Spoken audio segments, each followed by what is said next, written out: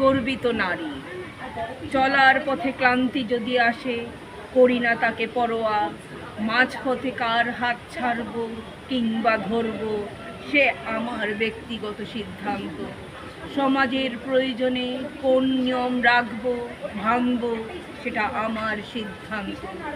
কষ্ট যাতনা কিংবা বেতনা, আঘাত সহ্য করে সেবা ধর্ম চালাবো কিনা, সেটাও আমার সিদ্ধান্ত, একান্ত আমারই সিদ্ধান্ত।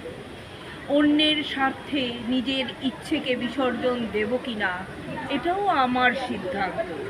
প্রয়োজনে আমি স্নেহময়ী মা, প্রয়োজনে আমি রণচণ্ডী কালী, প্রয়োজনে আমি অন্যায় অবহেলা অত্যাচারের বিরুদ্ধে প্রতিবাদী নারী। আমি নারী, আমি স্বাধীন মানুষ, আমি নারী, আমি গর্বিত, আমি সব নারী, আমি নারী।